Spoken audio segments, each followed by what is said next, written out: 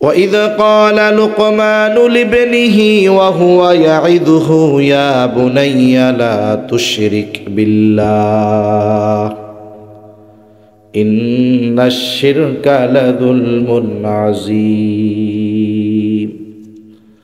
আল্লাহ রাব্বুল আলামিন বলেন, হযরত লোকমান তার সন্তানকে ওয়াজ করতেছে। হযরত লোকমান তার সন্তানকে ওয়াজ করতেছে, ওয়া হুয়া ইয়াইদুহু, সে তার সন্তানকে ওয়াজ করতেছে, ইয়া বুনাইয়া লা তুশরিক বিল্লাহ, ইয়া বুনাইয়া, হে আমার বৎস, হে আমার সন্তান। আরবি ভাষায় খুব আদর, মায়া, মোহাব্বত, ভালোবাসার একটা ডাক। যেমন আমরা অনেক সময় বলি, ও আমার কলিজার টুকরা সন্তান, এদিকে আসো। আরবি ভাষায় ইয়া বুনাইয়া শব্দটা মায়া মাখা, মোহাব্বত মাখা। হযরত লোকমান আবেগ, দরদ, মোহাব্বত, ভালোবাসা নিয়ে সন্তানকে বলতেছে, হে আমার বৎস, লা তুশরিক বিল্লাহ ইন্নাশ শিরকা লাযুলমুন আযীম। হে আমার বৎস, লা তুশরিক বিল্লাহ, তুমি আল্লাহর সাথে শিরিক করিও না। ইন্নাশ শিরকা লাযুলমুন আযীম, শিরিক হলো মহা জুলুম, মহা অন্যায়। এইখানে হযরত লোকমান তার সন্তান যদি কাফের হয়ে থাকে তাহলে তিনি ঈমান আনার জন্য বলতেছেন, আর যদি সন্তান ঈমানদার হয়ে থাকে তাহলে তাওহীদ, আল্লাহর একত্ববাদের ব্যাপারে বলতেছেন। মোট কথা, এখানে সন্তানকে হযরত লোকমান ঈমানের শিক্ষা দিচ্ছেন। ও আমার সন্তান, আল্লাহ তাআলার সাথে শিরিক করবা না, কারণ শিরিক হলো মহা জুলুম। এই পৃথিবীতে যত পাপ আছে, শিরিক করলে আল্লাহ তাআলা সবচাইতে বেশি বেজার হয়। আল্লাহ রাব্বুল আলামিন বলেন, ইন্নাল্লাহা লা ইয়াগফিরু আন ইউশরাকা বিহি ওয়া ইয়াগফিরু মা দুনা যালিকা লিমান ইয়াশা। আল্লাহ তাআলা সব গুনাহ ক্ষমা করে দেওয়ার প্রতিশ্রুতি দিয়েছেন, কিন্তু শিরকের গুনাহ আল্লাহ তাআলা ক্ষমা করবেন না। ইন্নাল্লাহা লা ইয়াগফিরু আন ইউশরাকা বিহি, তার সাথে যদি কেউ শিরিক করে সেটাকে তিনি ক্ষমা করবেন না। শিরিক ছাড়া যত গুনাহ আছে সব গুনাহ ক্ষমা করে দেওয়ার ঘোষণা দিয়েছেন কে? শিরিক হলো মহা জুলুম। একটা হলো জুলুম আর একটা হলো মহা জুলুম। ঘুম আসতেছে নাকি আপনাদের? কথা কি বোঝা যায়? একটা হলো শুধু জুলুম, আর একটা হলো মহা জুলুম। স্বাভাবিকভাবে জুলুম কোনটাকে আমরা বলি? এমনি একটা গল্প কই, গল্প মানে এলো বোঝার জন্য। মনে করেন একটা হাতি একটা ছাগলকে পাড়া দিছে, ছাগলটা মারা গেছে। এটা কি কোনো অস্বাভাবিক ঘটনা না স্বাভাবিক ঘটনা? স্বাভাবিক ঘটনা। হাতি যদি পাড়া দেয়, ছাগল কি বাইসা থাকবে? কিন্তু ঘটনা ঘটছে কি, ছাগলের লাথি দিয়া হাতিরে মেরে ফেলছে। এটা কি স্বাভাবিক না অস্বাভাবিক? কয় কি এই ঘটনা, ছাগলে লাথি দিয়ে হাতি মেরে ফেলছে? ওরে বাবা, এই ঘটনায় আপনি আমি অবাক হয়ে যাব, কিন্তু হাতি ছাগলের মারলে অবাক হব না। কেন? বলে এটা সাধারণ হতেই পারে। সবল কর্তৃক দুর্বলের হক যদি নষ্ট করা হয়, সবল কর্তৃক দুর্বলের হক যদি নষ্ট করা হয়, এটা হয় জুলুম। আর দুর্বল কর্তৃক যদি সবলের হক নষ্ট করা হয়, এটা হয় মহাজুলুম। আমরা আল্লাহ তাআলার শক্তির তুলনায় কত দুর্বল, কত দুর্বল, এটা তুলনা করারও তো কোনো সুযোগ নাই। সুযোগ আছে? এই কথা মুখে আনাই তো আমার উচিত হয় না। আমরা কত দুর্বল, অথচ এত দুর্বল হওয়ার পরেও মহাপরাক্রমশালী আল্লাহ তাআলার হক আমরা নষ্ট করি। তাইলে কত বড় জালেম আমরা চিন্তা করছেন। এজন্য আল্লাহ তাআলা শিরকের ব্যাপারে শুধু জুলুম বলেন নাই, শিরকের ব্যাপারে বলেছেন মহা জুলুম। কারণ কোরআনুল কারীম ও হাদিসের মধ্যে আসছে আল্লাহর হক কি? আল্লাহর হক হলো তারই ইবাদত করা, তার সাথে শিরক না করা। সন্তান আল্লাহ তাআলার পক্ষ থেকে বড় এক নেয়ামত, কিন্তু আফসোসের বিষয় হলো কোন মানুষ সন্তানকে এরকম মনে করে যে এটা আল্লাহ তাআলার একটা নিজাম, যে এখন আমি সুস্থ আছি, আমার শক্তি আছে, এই সময় আল্লাহ তাআলা আমাকে একটা ছেলে দিবে, আমি বুড়া হওয়ার আগে আগে একে বড় বানায়া ইনকামে লাগায়া দিব, আর বুড়াকালে আমি বসে থাকবো, ও ইনকাম করে খাওয়াবে। অনেকে সন্তানকে মনে করে এটা মনে হয় আল্লাহ প্রদত্ত, দুনিয়ায় যেন আমি ওর দ্বারা উপকৃত হতে পারি, এই জন্য আল্লাহ তাআলা দিছেন। মানে এক কথায় টাকার মেশিন কি জানি আছে, এটিএম বুথ মনে করে। অথচ সন্তানকে যদি কোরআন সুন্নাহর আলোকে গড়ে তোলা হয়, তাহলে এই সন্তান দুনিয়া আখেরাতের সম্পদে পরিণত হবে। অনেক জায়গায় অনেক মানুষের এরকম অভিযোগ যে সন্তানেরা মা বাবার সাথে অসৎ আচরণ করে, খারাপ ব্যবহার করে। সন্তান মা বাবার সাথে খারাপ আচরণ করার জন্য সন্তান যেমন দায়ী, যদি একটু পেছনের দিকে তাকানো হয় তাহলে দেখা যাবে অনেক অভিভাবকের অসচেতনতা। এই জন্য অনেক সন্তান সম্ভাবনাময়ী হওয়ার পরেও সে দেখা যায় লাইনচ্যুত হয়ে যায়। এজন্য আমাদের উচিত আমাদের সন্তানগুলোকে ওইভাবে গড়ে তোলা যাতে সে দুনিয়া আখেরাত উভয় জাহানে আমার আপনার জন্য সম্পদে পরিণত হয়। শুধু বার্ধক্যকালে যেন আমার জন্য কল্যাণকর হয় এমন নয়, বরং পরকালেও সে যেন আমার জন্য নাজাতের কারণ হয়। এজন্য এভাবে সন্তানদেরকে গড়ে তোলা দরকার। আমরা টাকা পয়সা অর্জনের জন্য, চাকরির জন্য কত লেখাপড়া শিখি। কোরআন সুন্নাহর মধ্যে সন্তান লালন পালনের শিক্ষাও আমাদের দেওয়া হয়েছে, যেটাকে আধুনিক পরিভাষায় প্যারেন্টিং বলে। এখন তো এগুলা টাকা দিয়েও মানুষে কোর্স করে অনেক সময়, কিন্তু ইসলাম কত সুন্দর। ১৫০০ বছর আগে এত সুন্দর ফর্মুলা দিয়ে রাখছে, ওইগুলো থেকেই একটু গবেষণা করে আধুনিক বিশ্বের মানুষগুলো সন্তান লালন পালনের পদ্ধতি আবিষ্কার করতেছে। অথচ আমরা মুসলিম, আমাদের কাছে কোরআন সুন্নাহর সুস্পষ্ট দিক নির্দেশনা থাকার পরেও আমরা কোরআন সুন্নাহর দ্বারা পরিপূর্ণ উপকৃত হতে পারতেছি না। এটা আমাদের ব্যর্থতা, এটা আমাদের কমজোরি, আমাদের গাফলতি। তো যাই হোক, সূরা লোকমান, আল্লাহ তাআলা হযরত লোকমানের তার সন্তানদেরকে করা কিছু উপদেশ এই আয়াতগুলোর মধ্যে বর্ণনা করেছেন। হযরত লোকমান নবী ছিলেন না, একজন প্রজ্ঞাবান ব্যক্তি ছিলেন। ওনার সময়কাল ছিল দাউদ আলাইহিস সালামের আগে। দাউদ আলাইহিস সালাম নবুয়াত পাওয়ার আগ পর্যন্ত উনি মানুষের মধ্যে মাসলা মাসাইল বর্ণনা করতেন।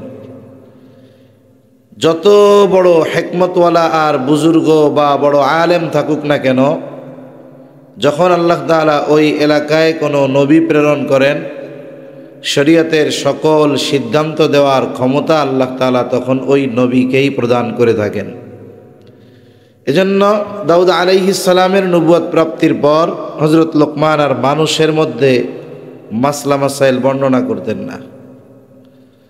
এর আগে তিনি মানুষের মধ্যে ওয়াজ করতেন, মাসলা মাসাইল এগুলো বর্ণনা করতেন। তা হযরত লোকমান তার সন্তানকে কিছু বিষয়ের উপদেশ দিয়েছে।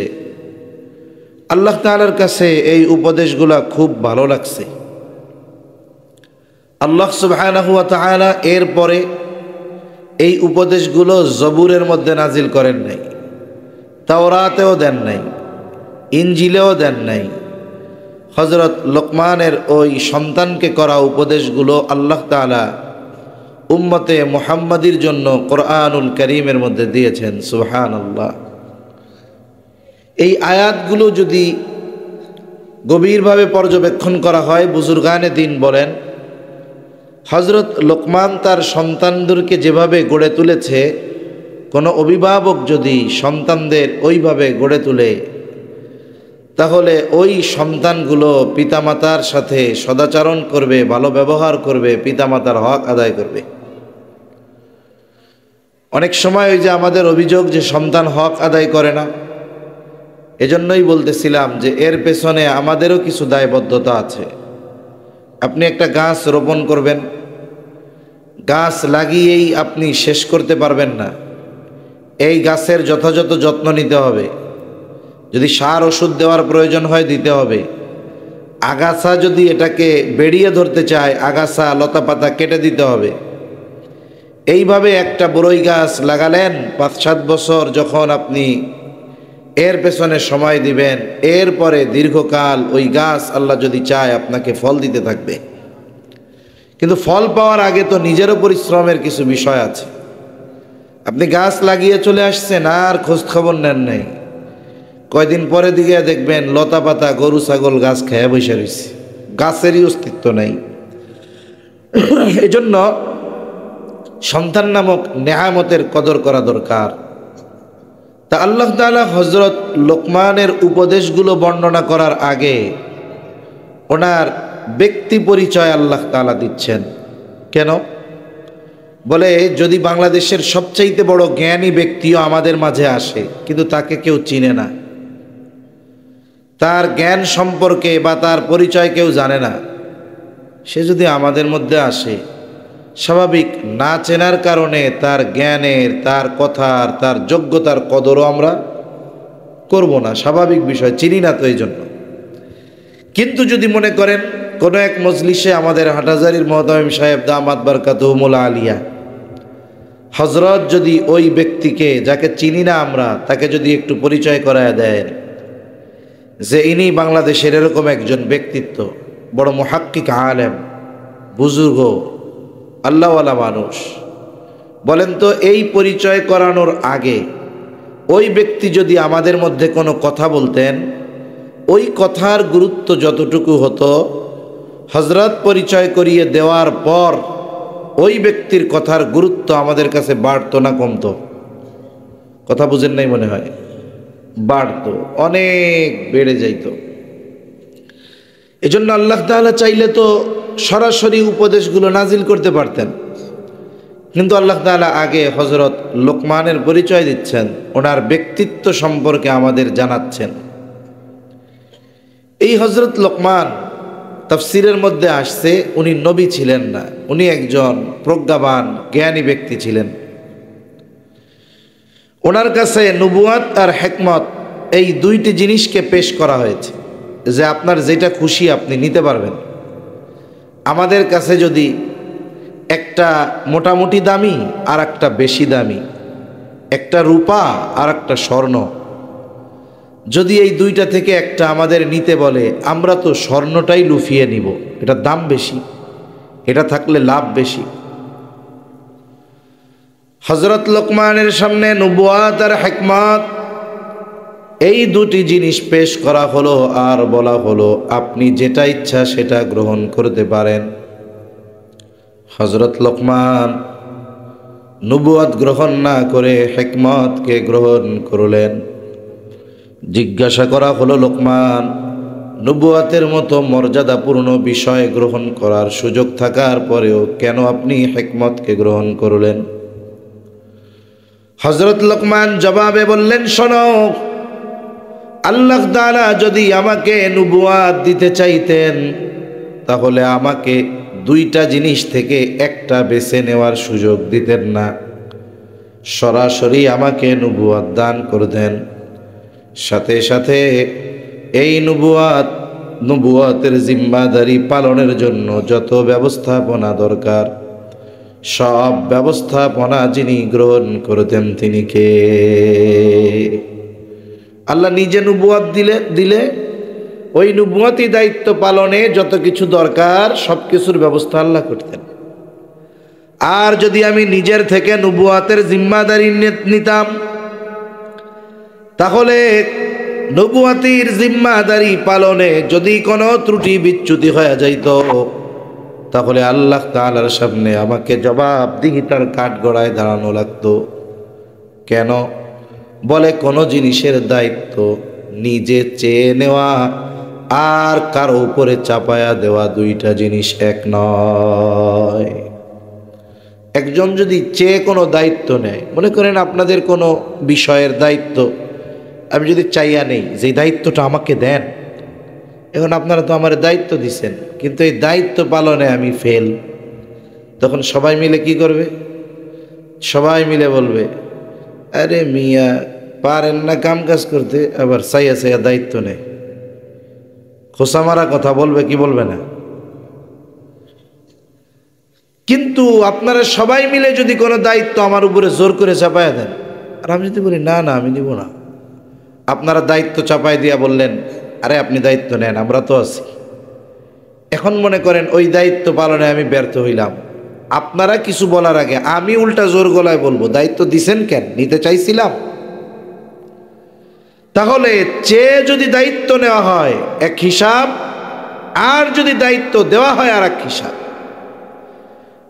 হযরত লোকমান বলতেছে, আল্লাহ যদি নবুয়াত আমাকে সরাসরি দিতেন তাইলে তো নবুয়াতের এই জিম্মাদারি পালনের যত ব্যবস্থাপনা সব তিনি গ্রহণ করতেন। যেমন রাসূলুল্লাহ সাল্লাল্লাহু আলাইহি ওয়াসাল্লামের কাছে যখন প্রথম দিকে ওহী নাজিল হইতো, আমার আপনার নবী নবুয়াত চাইয়া নিছেন না আল্লাহ দিছেন? বোঝানোর জন্য বলতেছি আর কি, যতজন নবী সবাইরে আল্লাহই নবুয়াতি দিছে, কেউ চাইয়া নেয় নাই। কিন্তু এরপরেও একটা জিনিস বোঝানোর জন্য বলতেছি, নবীজি সাল্লাল্লাহু আলাইহি ওয়াসাল্লাম প্রথম দিকে যখন ওহী নাজিল হতো, জিবরাইল আলাইহিস সালাতু ওয়াস সালাম বারবার যখন ওহী নিয়ে আসতেন, জিবরাইল আলাইহিস সালাম ওহী পাঠ করে শুনাইতেন, আর নবীজি সাথে সাথে জবান আওড়ানো শুরু করে দেন, মানে শুনতেন সাথে সাথে তিনি পড়তেন। কেন? যাতে করে ওনার পড়াটাও ঠিক হয়ে যায়, আবার কোনো কিছু যেন ছুটে না যায়। এই চিন্তায় চিন্তিত আমার আপনার নবী, আল্লাহ রাব্বুল আলামিন এই অবস্থা তো জানেন, কারণ তিনি অন্তরের খবরও জানেন। এইবার আল্লাহ তাআলা আমার আপনার নবীজিকে বলতেছে, লা তুহাররিক বিহি লিসানাকা লিতা'জালা বিহি ইন্না আলাইনা জামআহু ওয়া কুরআনা ফাইযা ক্বরা'নাহু ফাত্তাবি' কুরআনা সুম্মা ইন্না আলাইনা বায়ানা। আল্লাহ রাব্বুল আলামিন বলেন, লা তুহাররিক বিহি লিসানাকা লিতা'জালা বিহি, আপনি তাড়াহুড়ো করবেন না, আপনার জবান আপনি বারবার আওড়াবেন না। কি করবেন? আল্লাহ তাআলা জানায় দেন, হাবিব আপনি তো এই তাড়াহুড়ো করেন, বারবার জবান আউড়িয়ে পড়েন, আপনি মনে করতেছেন এগুলোকে আপনি সংরক্ষণ করতে পারবেন না, না জানি কোনোটা ছুটে যায়, না জানি কোনোটা হারায় যায়। ও আমার হাবিব, আপনার তাড়াহুড়ো করারও প্রয়োজন নাই, বারবার জবান আওড়ানোর দরকার নাই। কেন? কারণ আল্লাহ তাআলা বলেন, ইন্না আলাইনা জামআহু ওয়া কুরআনা, আপনাকে এটা পড়ায়া দেওয়ার এবং এটা জমা করার, সংরক্ষণ করার দায়িত্ব আমি আল্লাহ। আপনি পড়েন যাতে করে পড়াটা ঠিক হয়ে যায়, আবার তাড়াহুড়ো করেন যাতে করে এটা না ছুইটা যায়। পেরেশানি কত! পড়া শুদ্ধ হইতে হবে, আবার এটারও সংরক্ষণ করতে হবে। বলে আপনার এটা কিছুই করা লাগবে না, আপনি নড়াচড়া করবেন না, জিহ্বা বারবার তাড়াহুড়ো করবেন না, চিন্তার কোনো কারণ নাই। এটা জমাও আমি করব, আবার এটা শুদ্ধভাবে পড়ায়া দেওয়ার ব্যবস্থাও আমি করব। সুবহানাল্লাহ বলেন। এখন কি করবেন আপনি? আল্লাহ তাআলা বলেন, ফাইযা ক্বরা'নাহু ফাত্তাবি' কুরআনা, যখন আপনার সামনে এগুলো পড়া হয়, আমি আপনার সামনে এগুলো পড়ি, আপনি তখন এটা শুনবেন, এটার অনুসরণ করবেন। মানে জিবরাইল আলাইহিস সালাম যখন আমার পক্ষ থেকে ওহী নিয়ে আপনাকে তিলাওয়াত করে শোনায়, আপনি তার তিলাওয়াত শুনবেন। এরপরে আল্লাহ তাআলা বলেন, হাবিব শুধু যে আমি কোরআন হেফাজত করব, শুদ্ধভাবে পড়ায়া দিব তা নয়, সুম্মা ইন্না আলাইনা বায়ানা, এই যে কোরআনের ব্যাখ্যা এটাও হেফাজত করার, শিখিয়ে দেওয়ার দায়িত্ব আমি আল্লাহ। এজন্য কোরআনুল কারীমের শুধু শব্দাবলী যেগুলো, এগুলোই সংরক্ষিত তা নয়। কোরআনের লেখা, অর্থ, সাথে সাথে ব্যাখ্যা, এগুলো সব আল্লাহ তাআলা হেফাজতের দায়িত্ব নিয়েছেন। এই জন্য দেখেন না, পৃথিবীর কোথাও কোনো ব্যক্তি যদি কোরআনের অপব্যাখ্যা করে, সারা দুনিয়ার মুহাক্কিক উলামা একরাম ওই অপব্যাখ্যাকারীর বিরুদ্ধে প্রতিবাদ করে, ঠিক কিনা বলেন? কারণ সঠিক ব্যাখ্যা কোনটা এটাও আল্লাহ জানায় দিয়েছে। তা যে কথার থেকে গেলাম, যে যখন আল্লাহ তাআলা কাউকে নবুয়ত দেন, ওই নবুয়তের জিম্মাদারি পালনের জন্য যত কিছু দরকার সব ব্যবস্থাপনা আল্লাহ তাআলাই করেন। হযরত লোকমান এই জন্য বলতেছে যে দেখো, আমি যদি নবুয়ত চায় নিতাম এক হিসাব, কিন্তু যদি আল্লাহ দিয়ে দিতেন তাহলে তো সব কিছু ব্যবস্থাপনা আল্লাহ গ্রহণ করতেন। প্রত্যেকটা নবী পরিপূর্ণ হিকমতওয়ালা। হযরত লোকমান এই দৃষ্টিকোণ থেকে নবুয়ত গ্রহণ না করে হিকমত গ্রহণ করেছেন। উনি একজন প্রজ্ঞাবান ব্যক্তি ছিলেন। ওনার প্রজ্ঞাপূর্ণ কর্ম, কথা ওই জাহেলিয়াতের সময়ও লোকমুখে এটা ছিল, চলন ছিল। ওনার ব্যাপারে তাফসিরে আসছে, শুরুতেই উনি এত সুখ্যাতি অর্জন করেছেন এমনটা নয়। উনি এক সময় ছাগল চড়াইতেন, ছাগল। একদিন হযরত লোকমানের মালিক মনিব এসে বলে, ও লোকমান, তুমি আমার জন্য একটা ছাগল জবাই করবা এবং ছাগলের সর্বোৎকৃষ্ট অংশ আমার সামনে হাজির করবা। হযরত লোকমান একটা ছাগল জবাই করলেন। ছাগলের হৃৎপিণ্ড আর জিহ্বা, এই দুটি অংশ নিয়ে তিনি মালিকের সামনে হাজির করলেন, রাখলেন। বলতেছে, মনিব, এই দুটা হলো সর্ব উৎকৃষ্ট অংশ। মনিব আবার নির্দেশ দিল, লোকমান, আর একটা ছাগল জবাই করবা, আর ছাগলের সবচাইতে নিকৃষ্ট অংশ আমার সামনে হাজির করবা। হযরত লোকমান আর একটা ছাগল জবাই করলেন এবং হৃৎপিণ্ড আর জিহ্বা, এই দুইটা অংশ নিয়ে আবার মালিকের সামনে হাজির হইলেন। মালিক বলে, লোকমান, তুমি কি আমার সাথে মজা করো নাকি? সর্ব উৎকৃষ্ট অংশ আনতে বললাম, এই দুইটা এনেছো। সবচাইতে নিকৃষ্ট অংশ আনতে বললাম, এই দুইটাই আনছো। হৃৎপিণ্ড আর হলো জিহ্বা। এইবার হযরত লোকমান বলে, মনিব, কারো যদি অন্তর আর জিহ্বা ভালো হয়ে যায়, তার সব কিছু ভালো হয়ে যায়।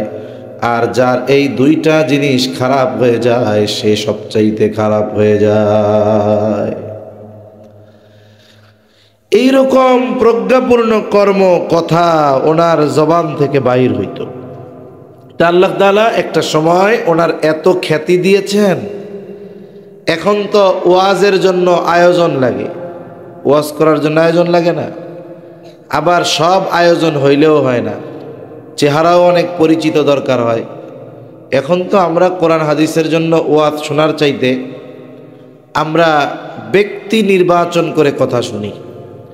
যাক, সেটাও যদি আল্লাহর জন্যই হয় তাহলে তো ভিন্ন কথা।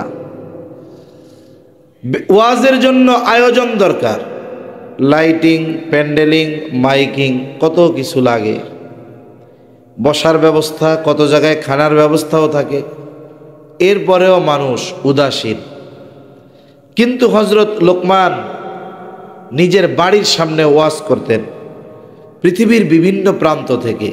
ওই সময় তো এত আধুনিক সিস্টেম কল্পনাই করা যায় না, অথচ আল্লাহ তাআলা খ্যাতি কোথায় পৌঁছিয়ে দিয়েছেন। বিভিন্ন প্রান্ত থেকে পৃথিবীর হযরত লোকমানের বয়ান শোনার জন্য তার বাড়িতে যাইত মানুষ। প্রত্যেক দিন নির্দিষ্ট সময় উনি ওয়াজ করতেন। একদিন শত শত মানুষ তার সামনে ওয়াজ করবেন তিনি।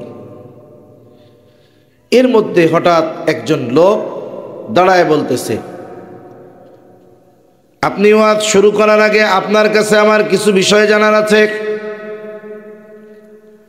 এইবার লোকটা প্রশ্ন করতেছে, আপনি কি সেই লোকমান যে এক সময় আমার সাথে ছাগল চড়াইতো, রাখালগিরি করত? সামনে হাজার হাজার ভক্ত। এখন সে যদি বলে হ্যাঁ আমি রাখাল ছিলাম, এটা তো তার প্রেস্টিজে লাগবে, এটা আমাদের চিন্তাধারা। কিন্তু হযরত লোকমান সাথে সাথে বললেন, হ্যাঁ আমি সেই লোকমান যে এক সময় ছাগল চড়ানোর কাজ করেছে। এবার বলতেছে, কোন কারণে আল্লাহ তাআলা আপনাকে এত সম্মান দিল?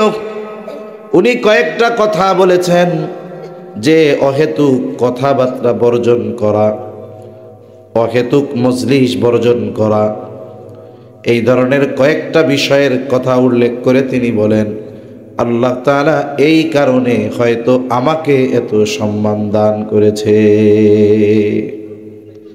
অনর্থক কথা কাজ পরিহার করা, এগুলোর দ্বারা হয়তো আল্লাহ তাআলা আমাকে এই সম্মান দান করছে। এখানে একটা বিষয় শিক্ষণীয়, মূলত এই বিষয়ের কথাটাই আল্লাহ উল্লেখ করতেছে। একজন মানুষ হিকমত, জ্ঞান, ইলম এগুলাও নেয়ামত। আমরা তো বুঝি না, ওই যে বললাম শুরুতে যে টাকা পয়সাই আমরা শুধু নেয়ামত মনে করি, কিন্তু দ্বীনের বুঝ, ইলমের মতো দৌলত পাওয়া, এটা বড় এক নেয়ামত। হযরত লোকমানকে আল্লাহ তাআলা হিকমত দিয়েছেন, এটা আল্লাহর পক্ষ থেকে হযরত লোকমানের জন্য বড় এক নেয়ামত। উচিত কি নেয়ামত পেয়ে কেউ শুকরগুজার হয় আর কেউ ফখর করনেওয়ালা হয়। শুকর এতে আল্লাহ খুশি হয়, ফখর এতে আল্লাহ বেজার হয়। এখন কে শুকরগুজার আর কে ফখর করনেওয়ালা কেমনে বুঝবেন? একজন মানুষ যখন ইলম অর্জন করে, ইলম অর্জনের সাথে সাথে যদি তার বিনয় বাড়ে, আর কি নমনীয়তা আরো বাড়ে, বুঝতে হবে আল্লাহর বান্দা শুকরগুজার। কারণ এক গাছে যত ফল ধরে গাছ তত বিনয়ী হয়। আর অহংকারীকে বলে ওইটা পাইছে ঠিক, কিন্তু এটা তাকে বিনয়ী বানায় নাই, বরং তার অহংকারী বানায় ফেলছে। এখন সে কি করে, দূর বেটা, ও কি পারে উঠছে, আমি আরো ভালো পারি। আবার অনেক সময় কি হয় যে তার অতীত যদি কষ্টার্জিত হয় বা কষ্টকর সময় অতিবাহিত সে যদি করে আসে, অনেক সময় অনেক মানুষ আছে সে তার কষ্টের অতীতকে অস্বীকার করতে চায়, বর্তমানে ভালো, অতীতকে অস্বীকার করে। এটা খুব খারাপ বিষয়। যেমন বনি ইসরাইলের 3 জন রোগীর ঘটনা আছে না, আল্লাহ তাআলা পরীক্ষা নিতে চাইছে। একজনের কি ছিল, চামড়ায় কুষ্ঠরোগ, আর একজন ছিল টাকলু, আর একজন চোখে দেখে না। আল্লাহ তাআলা তাদের পরীক্ষা নিতে চাইছেন। এখন যে কুষ্ঠরোগী, ওর কাছে ফেরেশতা আসতে মানুষের বেশ ধরে, আইসা ওর দুঃখের কথা শুনতেছে। তা বলতেছে, কি চাও? বলে, আল্লাহ যদি আমার চামড়াটা সুন্দর করে দিত, মানুষ আমার কাছে আসে না, আমার সাথে কথা বলে না, ঘৃণা করে, তাহলে আমার কতই না ভালো হইতো। এইবার ফেরেশতা আল্লাহর কাছে দোয়া করছে, ভালো হয়ে গেছে। সাথে সাথে বলতেছে, একটা গর্ভবতী উট দিয়ে যে ধরো, এটা দিয়ে তুমি তোমার জীবিকা নির্বাহ করো। এরপরে গেছে টাকলুর কাছে, অনেক আগে পড়ছি তো, ওরে দেয় বলতেছে, কি দুঃখ তোমার? বলে, না আমার চুল টুল গজায় না, মানুষ আমারে ঘৃণা করে। তা আল্লাহর রহমতে হাত বুলায় দিছে, তার মাথায় চুল গজাইছে। একটা গাভী দিয়া বলতেছে, ধরো, এটা দিয়ে তুমি তোমার জীবিকা নির্বাহ করো। অন্ধের কাছে গেছে, সে দুঃখের কথা শুনছে, চোখেই যে দেখে না। তারপরে দোয়া করছে, চোখ ভালো হয়ে গেছে। এবার তার একটা ছাগল দিছে, এটা দিয়ে জীবিকা নির্বাহ করো। দীর্ঘদিন পর এখন সকলেই এস্টাবলিশড, গরু ও উটওয়ালা সেও কোটিপতি হয়ে গেছে, গরুওয়ালা কোটিপতি হয়ে গেছে, এখন তারা সাহেব হয়ে গেছে, মানুষ তাদের সম্মান করে। ছাগলওয়ালারও অনেক ছাগল হয়ে গেছে। আল্লাহ তাআলা আবার পরীক্ষার জন্য পাঠাইছেন। ফেরেশতা মানুষের বেশ ধরে আইসা কইতেছে, ওই উট যারে দিছে তারে, ভাই আমি মুসাফির, বহু দূরে যাব, তা আমারে একটা উট দাও যাতে আমি এটা বিক্রয় করে বা এটাতে চড়ে যাইতে পারি। না না না, উট টুট দেওয়া যাবে না। এখন কি, আরে তুমি ওই ব্যক্তি না যার কুষ্ঠরোগ ছিল, যারে কেউ চিনতো না, মানুষ তার সাথে কথা বলতো না, কিছুই ছিল না, আল্লাহ তোমার এইগুলো এক সময় দিছে।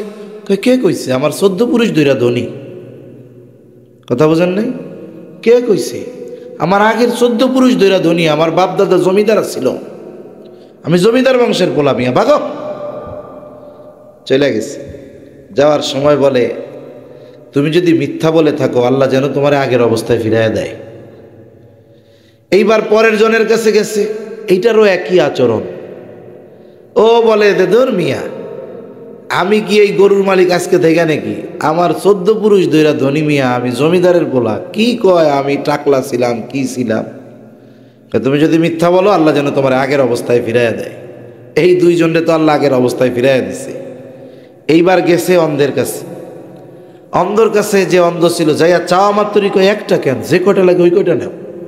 আরে আমার কিছুই ছিল না, আমার আল্লাহ আমাকে দিয়েছে, তুমি মুসাফির, তোমার যতগুলো লাগে তুমি নিয়ে যাও। কয় না, একটাও লাগবে না, আল্লাহ তোমাদের 3 জনকে পরীক্ষা করার জন্য আমাকে পাঠাইছিল। ওরা 2 জন ফেল, ওরা আগের অবস্থায় গেছে গা। তোমার আচরণে আল্লাহ খুশি, আল্লাহ তোমারে আরো বরকত দিবে। এখানে কি শিক্ষণীয় বিষয় হলো? আগের 2 জন তাদের ওই অতীতকে অস্বীকার করেছে, আর এইজন তার অতীত অস্বীকার করে নাই, অতীতকে স্বীকার করে আল্লাহর কৃতজ্ঞতা প্রকাশ করেছে, বলেছে কিছুই ছিল না, আমারে সব আল্লাহ দিছে।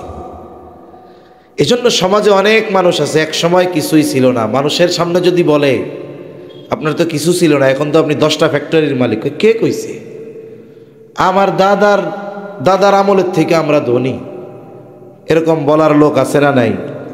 অতীত মনে করায় দিবেন, ও আপনার উপরে গরম হয়ে যাবে। ধর্মিয়া চুপ করো, বাপ দাদার থেকে ধনী আমরা। এরা নাশকর গুজার। তাহলে হযরত লোকমানের যেই আচরণ ছিল ওই ব্যক্তির প্রশ্নের পরে, বলেন তো এটা কি শকরগুজার বান্দার আচরণ নয় কি? শকরগুজার বান্দার আচরণ। এজন্য আল্লাহ তাআলা হযরত লোকমানকে পরিচয় করায় দিচ্ছেন, ওয়ালাকাদ আতাইনা লুকমানাল হিকমাতা আনিশকুর লিল্লাহ। আল্লাহ তাআলা বলেন, ওয়ালাকাদ আতাইনা লুকমানাল হিকমা, আমি লোকমানকে হিকমত দান করেছি, আনিশকুর লিল্লাহ, যাতে সে আল্লাহর কৃতজ্ঞতা প্রকাশ করে। মুফাসসিরিন একরাম বুজুর্গানে দিন বলেন, এখানে মূলত আল্লাহ তাআলা বলতে চায় লোকমান হলো এমন একজন প্রজ্ঞাবান ব্যক্তি যে তার জ্ঞানের কারণে, ইলমের কারণে অহংকার করে নাই, বরং সে আমার শুকরগুজার বান্দাদের মধ্যে একজন। আল্লাহ তাআলা এইটা বুঝাইতে যাচ্ছে। এরপরে আল্লাহ তাআলা বলেন, ওয়ামান ইয়াশকুরু ফাইন্নামা ইয়াশকুরু লিনাফসিহি, যে নেয়ামতের শুকরিয়া আদায় করে সে সেটা নিজের জন্যই করে। ওমান কাফারা ফাইন্নাল্লাহা গানিয়্যুন হামিদ, আর যে নেয়ামতের নাশকরি করে, নেয়ামতের কুফরি করে, অকৃতজ্ঞ যে, তার জেনে রাখা দরকার ইন্নাল্লাহা গানিয়্যুন হামিদ, নিশ্চয়ই আল্লাহ তাআলা হলেন অমুখাপেক্ষী, সপ্রশংসিত এক মহান সত্তা। তার মানে আমরা যদি আল্লাহর কৃতজ্ঞতা প্রকাশ না করি এতে আল্লাহর কোনো লস নাই, আর যদি আল্লাহ তাআলার কৃতজ্ঞ বান্দা হই লাভ আমাদের। মূল বিষয়টা কি? যে হযরত লোকমান একজন প্রজ্ঞাবান ব্যক্তি, হযরত লোকমান একজন শুকরগুজার বান্দা। এই পরিচয় কোরআনুল কারীমে হযরত লোকমানের এই পরিচয় যিনি করিয়ে দিলেন তিনি কে? জোরে বলেন কে? আল্লাহ। হাটাজারির মুহতামিম সাহেব হুজুর দামাত বারকাতুহুমুল আলিয়া যদি এক ব্যক্তির পরিচয় করায় দেওয়ার কারণে তার কথা, কর্ম, ব্যক্তিত্বের মূল্যায়ন যদি আমাদের কাছে হয়ে যায়, যার পরিচয় স্বয়ং করিয়ে দিয়েছেন আহকামুল হাকিমিন, তাহলে সেই ব্যক্তির কথা, সেই ব্যক্তির কর্ম বা ওই ব্যক্তির ব্যক্তিত্ব সম্পর্কে আমাদের কতটুকু চিন্তা ভাবনা করা দরকার আশা করি আপনারা কম বেশি বুঝতে পারছেন ইনশাআল্লাহ। এখন আসেন, এখন ওনার কথাটার মূল্যায়ন আমাদের কাছে বেশি হওয়া দরকার আগের চাইতে। ইনি এনার সন্তানদেরকে নসিহত করতেছেন। মনে রাখতে হবে, সন্তানদের নসিহতের ভাষা হয় নরম। নসিহতের ভাষা কি হয়? ওয়াজের ভাষা নরম হয়, উপদেশের ভাষা কঠিন হয়। এখন আমরা সন্তানদেরকে সবসময় উপদেশ দেই, ওয়ার্ডার করি, কিন্তু তাদেরকে আমরা নসিহতের সুরে আবেগ, দরদ, মোহাব্বত দিয়ে বলি না, যার কারণে ফায়দা কম হয়। একটা শক্ত মাটি, আপনি যদি ওইটাকে দেয়ালে মারেন ওটা ফিরে আসবে, কিন্তু আপনি যদি নরম কাদা দেয়ালে মারেন ওটা লেগে থাকবে। কথাও অনেক সময় শক্ত হয়, কথা অনেক সময় নরম হয়। শক্ত কথা অনেক সময় মারার সাথে সাথে ফিরে চলে আসে, ওটাকে সে গ্রহণ করে না, ধারণ করে না, কারণ ও শক্ত, দেয়ালও শক্ত, কথাও শক্ত, একটা আর একটারে হিট করে আরো দূরে চলে যায়। কিন্তু ও শক্ত হোক, কথা যদি নরম হয়, দেয়াল শক্ত হোক, মাটি যদি কাদা হয়, মারবেন তো দেয়ালের সাথে লেগে থাকবে, ঠিক না? কথা যদি নরম হয়, ওর দিল শক্ত, কিন্তু কথা নরম হওয়ার কারণে এই কথা ওর দিলের সাথে যা লেগে যাবে। আমরা আমাদের সন্তানদেরকে সবসময় কঠোর কথা দ্বারা উপদেশ দেই, যার কারণে উপদেশ যত দেই এই পরিমাণ ফায়দা হয় না। হযরত লোকমানের ভাষাটা কি, কোন ভাষায় তিনি সন্তানকে উপদেশ দিচ্ছেন? আল্লাহ তাআলা বলেন, وَإِذْ قَالَ لُقْمَانُ لِابْنِهِ وَهُوَ يَعِظُهُ يَا بُنَيَّ لَا تُشْرِكْ بِاللَّهِ إِنَّ الشِّرْكَ لَظُلْمٌ عَظِيمٌ।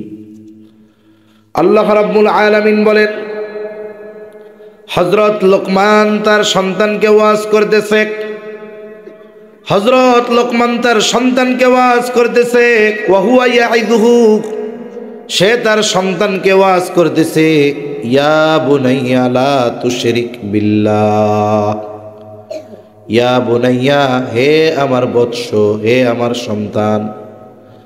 আরবি ভাষায় খুব আদর, মায়া, মোহাব্বত, ভালোবাসার একটা ডাক। যেমন আমরা অনেক সময় বলি, ও আমার কলিজার টুকরা সন্তান, এদিকে আসো। আরবি ভাষায় ইয়া বুনাইয়া শব্দটা মায়া মাখা, মোহাব্বত মাখা। হযরত লোকমান আবেগ, দরদ, মোহাব্বত, ভালোবাসা নিয়ে সন্তানকে বলতেছে, হে আমার বৎস, লা তুশরিক বিল্লাহ ইন্নাশ শিরকা লাযুলমুন আযীম। হে আমার বৎস, লা তুশরিক বিল্লাহ, তুমি আল্লাহর সাথে শিরিক করিও না। ইন্নাশ শিরকা লাযুলমুন আযীম, শিরিক হলো মহা জুলুম, মহা অন্যায়। এইখানে হযরত লোকমান তার সন্তান যদি কাফের হয়ে থাকে তাহলে তিনি ঈমান আনার জন্য বলতেছেন, আর যদি সন্তান ঈমানদার হয়ে থাকে তাহলে তাওহীদ, আল্লাহর একত্ববাদের ব্যাপারে বলতেছেন। মোট কথা, এখানে সন্তানকে হযরত লোকমান ঈমানের শিক্ষা দিচ্ছেন। ও আমার সন্তান, আল্লাহ তাআলার সাথে শিরিক করবা না, কারণ শিরিক হলো মহা জুলুম। এই পৃথিবীতে যত পাপ আছে, শিরিক করলে আল্লাহ তাআলা সবচাইতে বেশি বেজার হয়। আল্লাহ রাব্বুল আলামিন বলেন, ইন্নাল্লাহা লা ইয়াগফিরু আন ইউশরাকা বিহি ওয়া ইয়াগফিরু মা দুনা যালিকা লিমান ইয়াশা। আল্লাহ তাআলা সব গুনাহ ক্ষমা করে দেওয়ার প্রতিশ্রুতি দিয়েছেন, কিন্তু শিরকের গুনাহ আল্লাহ তাআলা ক্ষমা করবেন না। ইন্নাল্লাহা লা ইয়াগফিরু আন ইউশরাকা বিহি, তার সাথে যদি কেউ শিরিক করে সেটাকে তিনি ক্ষমা করবেন না। শিরিক ছাড়া যত গুনাহ আছে সব গুনাহ ক্ষমা করে দেওয়ার ঘোষণা দিয়েছেন কে? শিরিক হলো মহা জুলুম। একটা হলো জুলুম আর একটা হলো মহা জুলুম। ঘুম আসতেছে নাকি আপনাদের? কথা কি বোঝা যায়? একটা হলো শুধু জুলুম আর একটা হলো মহা জুলুম। স্বাভাবিকভাবে জুলুম কোনটাকে আমরা বলি? এমনি একটা গল্প কই, গল্প মানে এলো বোঝার জন্য। মনে করেন একটা হাতি একটা ছাগলকে পাড়া দিছে, ছাগলটা মারা গেছে। এটা কি কোনো অস্বাভাবিক ঘটনা না স্বাভাবিক ঘটনা? স্বাভাবিক ঘটনা। হাতি যদি পাড়া দেয় ছাগল কি বাইসা থাকবে? কিন্তু ঘটনা ঘটছে কি, ছাগলের লাথি দিয়া হাতিরে মেরে ফেলছে। এটা কি স্বাভাবিক না অস্বাভাবিক? কয় কি এই ঘটনা, ছাগলে লাথি দিয়ে হাতি মেরে ফেলছে? ওরে বাবা, এই ঘটনায় আপনি আমি অবাক হয়ে যাব, কিন্তু হাতি ছাগলের মারলে অবাক হব না। কেন? বলে এটা সাধারণ হতেই পারে। সবল কর্তৃক দুর্বলের হক যদি নষ্ট করা হয়, সবল কর্তৃক দুর্বলের হক যদি নষ্ট করা হয়, এটা হয় জুলুম। আর দুর্বল কর্তৃক যদি সবলের হক নষ্ট করা হয়, এটা হয় মহাজুলুম। আমরা আল্লাহ তাআলার শক্তির তুলনায় কত দুর্বল, কত দুর্বল, এটা তুলনা করারও তো কোনো সুযোগ নাই। সুযোগ আছে? এই কথা মুখে আনাই তো আমার উচিত হয় না। আমরা কত দুর্বল, অথচ এত দুর্বল হওয়ার পরেও মহাপরাক্রমশালী আল্লাহ তাআলার হক আমরা নষ্ট করি। তাইলে কত বড় জালেম আমরা চিন্তা করছেন। এজন্য আল্লাহ তাআলা শিরকের ব্যাপারে শুধু জুলুম বলেন নাই, শিরকের ব্যাপারে বলেছেন মহা জুলুম। কারণ কোরআনুল কারীম ও হাদিসের মধ্যে আসছে আল্লাহর হক কি? আল্লাহর হক হলো তারই ইবাদত করা, তার সাথে শিরক না করা। অথচ দেখুন, শিরকের মাধ্যমে মানুষ আল্লাহ তাআলার হক নষ্ট করে। এখানে দুর্বল কর্তৃক সবলের হক নষ্ট করা হয়। সবচাইতে দুর্বল, সবচাইতে সবলের হক নষ্ট করে, এর চাইতে মহা জুলুম, বড় জুলুম আর কোনো কিছু হতে পারে না। এই জন্য যারা শিরকের সাথে জড়িত একটু চিন্তা করেন, এরা কোন মানের পাপ করতেছে। একে তো পরে করে পাপ, ওইটারে আবার সওয়াব মনে করে, ওইটারে আবার ইবাদত মনে করে। যারা এই ধরনের কাজ করে ওইটারে ইবাদত মনে করে, ওদেরকে বেদাতি বলার সুযোগ নাই, ওদের তো ইমানই নাই। বেদাতের স্তর তো পার হয়ে গেছে গা কই। আল্লাহ তাআলা এই ধরনের সব মানুষকে সহি বুঝ দান করুন। এজন্য হযরত লোকমান সন্তানকে প্রথমে শিক্ষা দিয়েছেন ঈমানের শিক্ষা। আমরাও আমাদের সন্তানদেরকে দ্বীনের এই মৌলিক জিনিস ঈমান, যেটা কম্পালসারি আখিরাতে নাজাত পাওয়ার জন্য, আমরা আমাদের সন্তানদেরকে ঈমানের শিক্ষা দিব তো ইনশাআল্লাহ। এরপরে আল্লাহ তাআলা হযরত লোকমানের বয়ান বন্ধ করিয়া নিজে কিছু আদেশ দিয়েছেন, ওইটা আমরা একটু শেষে বলবো। আগে আসুন সন্তানদের ব্যাপারে আমাদের কি করণীয়। 2 নাম্বার, হযরত লোকমান সন্তানকে উপদেশ দিচ্ছেন আল্লাহ তাআলার কুদরতের ব্যাপারে, ক্ষমতার ব্যাপারে, অথবা আকীদার ব্যাপারে। আল্লাহ তাআলার ক্ষমতা কেমন? হযরত লোকমান বলতেছে, ইয়া বুনাইয়া ইন্নাহা ইন তাকু মিসকালা হাববাতিন মিন খারদালিন ফাতাকুন ফি সখরাতিন আও ফিস সামাওয়াতি আও ফিল আরদ ইয়াতি বিহাল্লাহ ইন্নাল্লাহা লাতীফুন খবীর। হযরত লোকমান তার সন্তানকে বলে, হে আমার সন্তান, ইন্নাহা, হা দ্বারা উদ্দেশ্য হলো তোমার ওই আমল।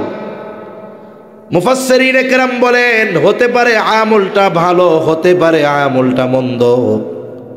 আমলটা ভালো হোক আর মন্দ হোক, তোমার ওই আমলটা ইন তাকু মিসকালা হাববাতিন মিন খারদাল, যেই আমলটা তুমি করেছো আর আমলটার পরিমাণ হলো সরিষা দানার মতো, তাহলে তোমার ওই আমলটা, যেই আমলটা সরিষা দানা পরিমাণ হোক, তা ভালো বা মন্দ, এই আমলটা তুমি কোথায় করছো? বলে ফাতাকুন ফি সখরা, যদি পাথরের মধ্যেও করে থাকো, আও ফিস সামাওয়াত, আসমানেও যদি করে থাকো, আও ফিল আরদ, জমিনেও যদি করে থাকো, আসমানে করো, জমিনে করো, আর পাথরের মাঝে করো, সরিষা দানা ওই আমলটা কিয়ামতের দিন যিনি হাজির করবেন তিনি কে?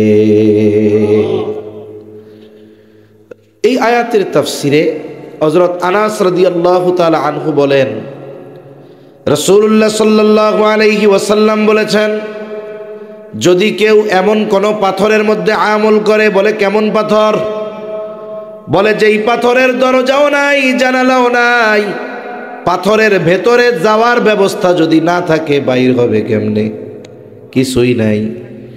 এই অসম্ভবকে সম্ভব করেও যদি কোনো ব্যক্তি ওই পাথরের মধ্যে আমল করে, বলে তার ওই আমলটা যদি সরিষা দানা পরিমাণ হয়, ওই আমলটা সরিষা দানা পরিমাণ নয়, বরং তার চাইতেও যদি ক্ষুদ্র হয়, কিয়ামতের দিন শুধু ওই আমল না, ওই আমল করনেওয়ালাকে তার আমল সহ হাজির করবেন কে?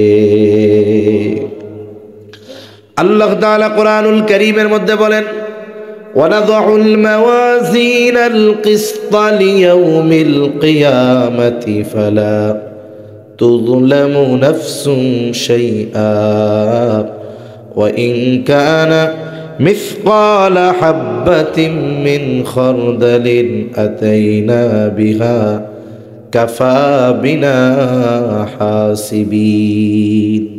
আল্লাহ তাআলা বলেন, আমি কিয়ামতের দিন ন্যায় বিচারের আদালত প্রতিষ্ঠা করব।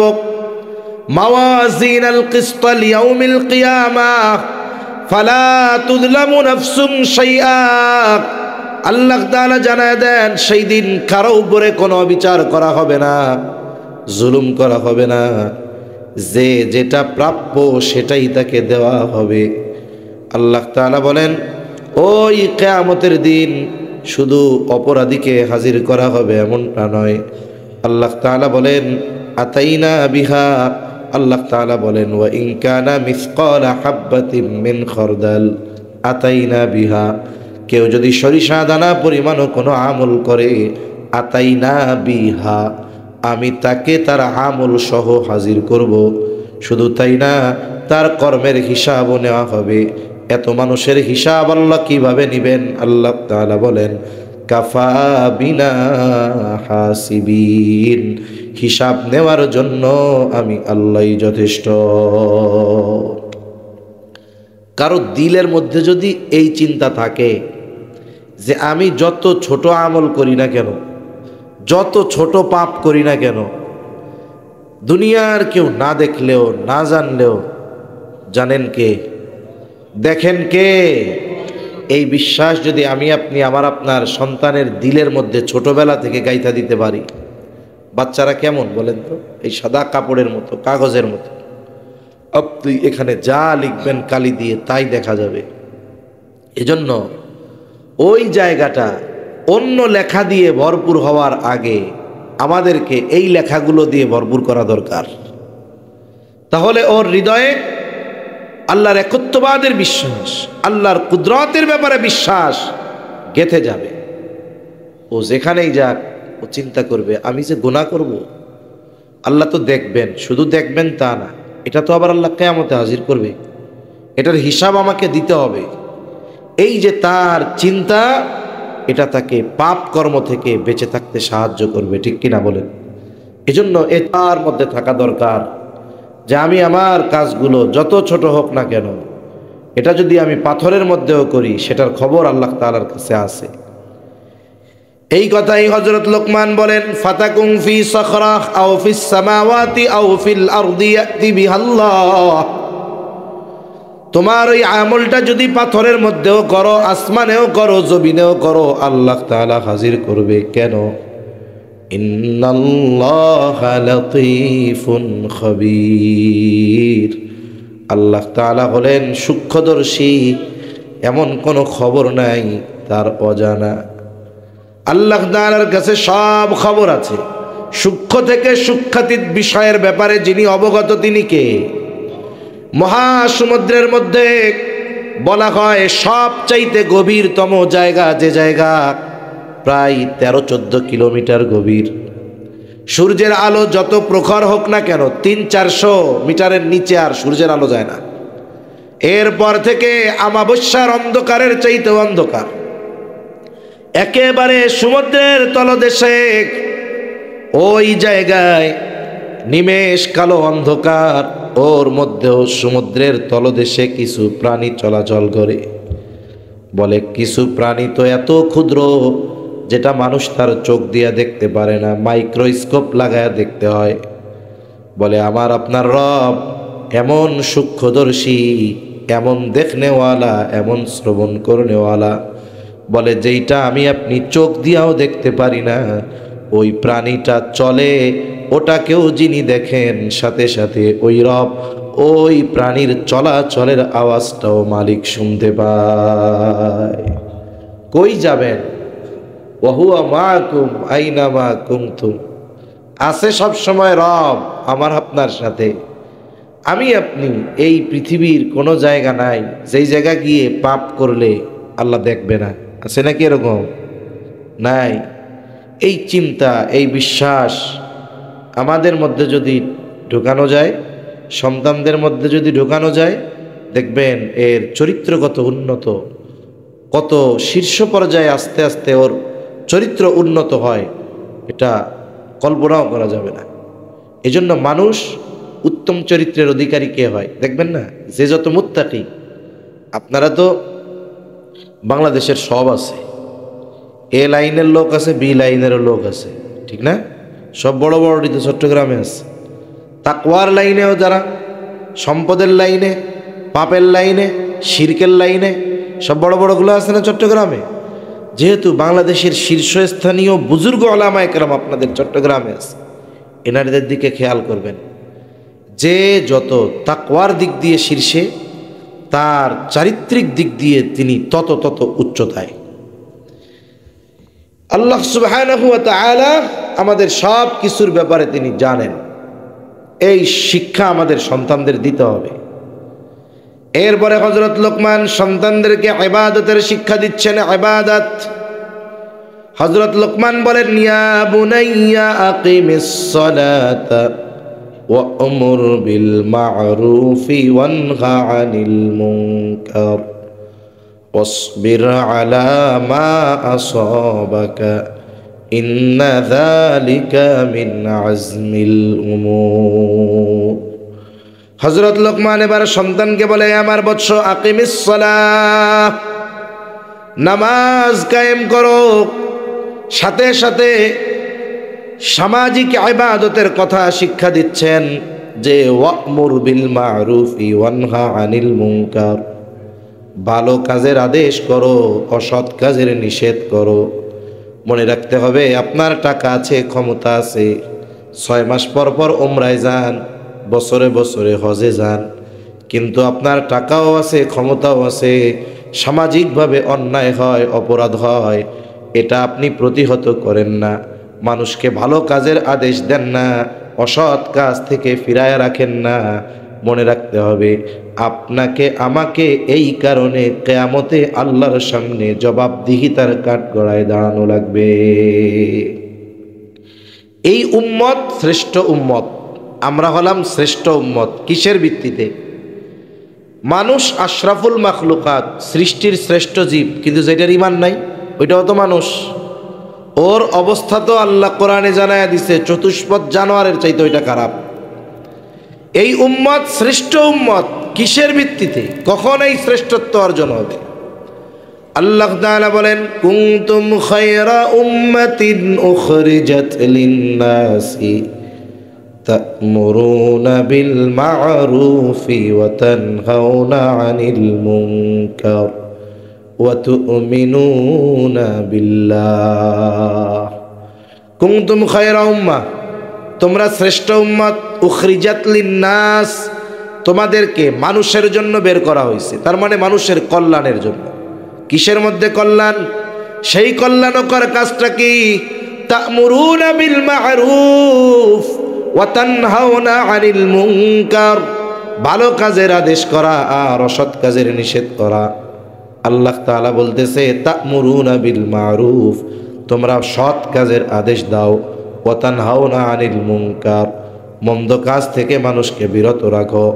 মনে রাখতে হবে, মন্দ কাজ থেকে বিরত রাখার মাধ্যমে মানুষ তার ঈমানের স্তর নির্ণয় করতে পারে। কারণ হাদিসের মধ্যে আসছে, নবীজি সাল্লাল্লাহু আলাইহি ওয়াসাল্লাম বলেন, মান রাআ মিনকুম মুনকারান ফালইয়ুগাইয়িরহু বিয়াদিহি ফাইন লাম তাস্তাতি' ফাবিলিসানিহি ফাইন লাম তাস্তাতি' ফাবিকলবিহি ওয়া যালিকা আযআফুল ঈমান। নবীজি সাল্লাল্লাহু আলাইহি ওয়াসাল্লাম বলেন, মান রাআ মিনকুম মুনকারান ফালইয়ুগাইয়িরহু বিয়াদিহি, যখন তোমরা কেউ কোনো অন্যায় দেখবা, এখন ওই অন্যায় প্রতিহত করার মতো ক্ষমতা আছে, তার জন্য দায়িত্ব কি? বলে সে এই কাজটাকে ঘুরাইয়া দিবে। ফালইয়ুগাইয়িরহু বিয়াদিহি, পরিবর্তন করে দিবে নিজের হাতে। বুজুর্গানে দিন বলেন এর অর্থ বন্ধ করবে না, কি কইছে? পরিবর্তন করবে। তার মানে ওইখানে হইতেছিল মন্দ কাজ, ওই মন্দ কাজরে পরিবর্তন করতে হবে ভালো কাজের দ্বারা। কথা বুঝেন নাই? যার পাওয়ার আছে, ক্ষমতা আছে করার, সেটা করবে। এখন এই ক্ষমতা তার নাই, সে বন্ধ করতে পারবে না, ওইটারে পরিবর্তনও করতে পারবে না। যদি বন্ধ করতে যায়, পরিবর্তন করতে যায়, ও জীবন নাশের আশঙ্কা আছে, পরিবারের নিরাপত্তা শেষ হয়ে যাবে। এখনও কি করবে? নবী বলেন ফাইন লাম তাস্তাতি' ফাবিলিসানি, জবানের দ্বারা বাধা প্রদান করবে। জবানের দ্বারা কেমনে করবে? বুজুর্গানে দিন বলেন এটা তো অবস্থার আলোকে বলতে হবে। যেই জায়গায় কড়া ভাষায় বলা যায় ওই জায়গায় কড়া ভাষায় বলতে হবে। যে জায়গায় কড়া ভাষায় করলে মুসিবত, কাজ হবে না, ওই জায়গায় নরম ভাষায় বলতে হবে। মুক্তাজায় হাল, অবস্থা বুঝা কথা বলতে হবে। এজন্য কোন জায়গায় কোন কথা কোন পদ্ধতিতে উল্টাপাল্টা হইলে ঝামেলা আছে না, আগে তো অবস্থা পর্যবেক্ষণ করে এরপরে বলতে হবে। এখানে নরম দিয়ে বললে কাজ হবে, আপনি নরম দিয়ে বলেন। এখানে গরম বললে অসুবিধা নাই, আপনি তাদের ধমক দিয়ে বুঝাইয়া বলেন। এখন সে জবান দিয়েও বলতে সক্ষম নয়, ফাইন লাম তাস্তাতি' ফাবিকলবিহি, এটাতে সে সক্ষম নয়, কি করবে? ফাবিকলবিহি, অন্তর দ্বারা এটারে ঘৃণা করবে, এটার বিরোধিতা করবে। একটা অন্যায় এক এলাকায় সংগঠিত হচ্ছে, মনে করেন ওই এলাকায় আপনিও আছেন, আমিও আছি। এ অন্যায় যারা করতেছে তারা এমন প্রভাবশালী, হাত দিয়ে বাধা পরিবর্তন তো বহুদূর, মুখ দিয়ে যদি ওয়াজের সুরে টাইনা টুইনাও কন, এতেও জীবন থাকবে না। নরম কথা দিয়েও যদি বলেন, জীবন থাকবে না। তখন এই জায়গায় আল্লাহরে বলা ছাড়া আর কোনো উপায় নেই। আমার দিল তো তাদের পক্ষে না, তাদের এই কাজ কর্ম এগুলোর ব্যাপারে দিল ঘৃণা পোষণ করতেছে। আর সাথে সাথে আল্লাহর কাছে বল, আল্লাহ আমি তো অপারগ, সেই ক্ষমতা আপনি আমার দেন নাই, কিন্তু এদের এই কাজ, এদের এই অন্যায়ের সাথে আমি একমত নই। আপনি কেমন যেন ওই অন্যায়ের মধ্যে থেকেও আপনি অন্যায়কারী নন। কিন্তু একজন আছে সৌদি আরব, ওমরা করতে গেছে, হজ করতে গেছে, এলাকার পোলাপাইন চিন্তা করছে বছর শেষ নাচ গানের অনুষ্ঠান করবে, কথার কথা। উনি আছে ওমরায়, তাওয়াফ টাওয়াফ করছে, এখন সাই করতেছে। ইতিমধ্যে একজন ফোন দিছে যে ভাই আপনি তো দেশে নাই, ফোনেও পাই না, এখন তো আমরাই একটা অনুষ্ঠান করতে চাই নাচ গানের, আপনি কি করেন? তোরা কর কর। আর উনি ওই জায়গায় বাইতুল্লাহ 5 ওয়াক্ত নামাজ পড়ে, আর এদিক দিয়া ওনার সমর্থন পাইয়া পোলাপানে নাচ গান করতেছে। কয় ও বাইতুল্লাহর ভেতরে থাক, ও ওই জায়গায় নাই ঠিক, কিন্তু ও সমর্থন দেওয়ার কারণে কেমন যেন ও পাপীদের সাথে অন্তর্ভুক্ত রয়েছে। এজন্য আমার আপনার এবিলিটি যতটুকু আছে অন্যায়ের বিপক্ষে বলার, বলতে হবে। আপনি অবস্থা পর্যবেক্ষণ করে বলবেন, হিকমতের সাথে বলবেন। এখানে আপনি পাওয়ার দিয়ে বললে, ধমক দিয়ে বললে ক্ষতি। আপনি আবেগ দরদ নিয়ে বলেন। অনেক সময় হয় না একজন পাপ করতেছে, আপনি সরাসরি যদি তার গিয়া বলেন যে মিয়া কি করতেছে, এরকম জীবনে অনেক অভিজ্ঞতা আমাদের হয়। এমনি আমি আমার ব্যক্তিগত অভিজ্ঞতা বা এগুলো কম শেয়ার করি। এমনি একটা ঘটনা আপনাদের বলি, যাক এখন তো ভয় ডর নাই, এই জন্য কইতেছি। এই রাউজানের এমপি ছিলেন না কি, ফজলুর রহমান নাকি, ওনার নাম কি, ফজলুল করিম, ওনার ছেলে একটা আছে নাকি জানি, ফারাজ করিম, অনেক সামাজিক কাজকর্ম করে। যাই হোক, আসলে আমিও তো চেষ্টা করি মানুষের সামনে আমার সর্বোচ্চ ভালোটা দেখানোর জন্য, পেছনে কি আছে আল্লাহ জানে। আল্লাহু আকবার। ওনার সাথে কাজ করে কিছু ছেলে পেলে, তারা একদিন গেছে পদ্মা ব্রিজ পাড়ি দিয়ে মাওয়া এলিভেটেড এক্সপ্রেস দিয়ে ভাঙ্গা একটা খুব সুন্দর সড়কের গোলচত্বর আছে, ওই জায়গায় গেছে। আমরাও এক প্রোগ্রাম থেকে আসছি। তা ওনারা মাইক্রো নিয়ে কয়েকজন গেছে। এই হাটহাজারির পোলাপানো ছিল ওই জায়গায়।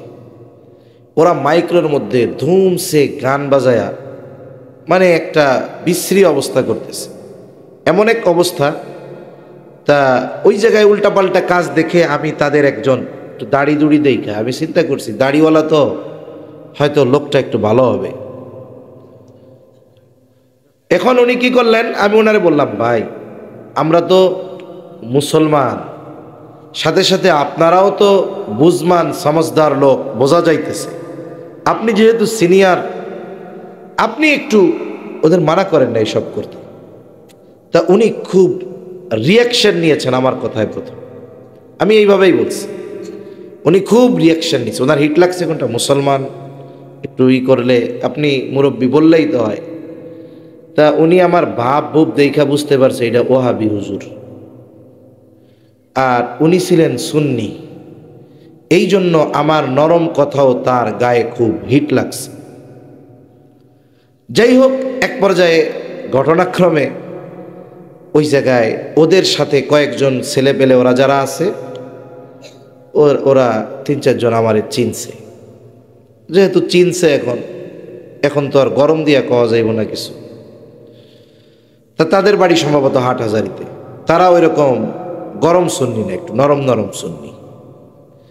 এবার আমারে আইসা বলতেছে, হুজুর সরি আসলে বুঝি না, এবার গান টান বন্ধ করে দিছে। তখন আমি তাদের সাথে অনেক কথা বললাম, একেবারে দিল দিয়াই কিছু কথা বললাম। তা এর পরবর্তীতে কি হইল, যেই লোকটা আমার সাথে প্রথমে একটু গরম নিছে উনি খুব লজ্জিত হয়েছেন, ওনার নাম্বারও মনে আমার কাছে আছে কিনা। তা উনি খুব লজ্জিত হয়েছেন, বাকি সবাই লজ্জিত হয়েছে। তা আমি বললাম, দেখেন আপনারা খেদমতে খালক, সৃষ্টির সেবা করেন, এর মধ্যে কত ফজিলত তাদেরকে শুনাইলাম। যে আল্লাহ তাআলা বলেছেন কিয়ামতের দিন আল্লাহ তাআলা বলবেন, হাদিসের মধ্যে আছে, আমি অভুক্ত ছিলাম, আমারে খাবার দাও নাই, আমি পিপাসিত ছিলাম, পানি পান করাও নাই। তা দেখুন কাজটা কিন্তু ইবাদত, আপনারা ইবাদতও করেন আর যদি এরকম পাপও করেন তাহলে কি হবে বলেন তো। যদি দুধ ভালো, এই 10 মণ দুধ খারাপ বানানোর জন্য 10 মণ প্রস্রাব লাগে না, মোটামুটি 10-20 ফুট হইলেই যথেষ্ট।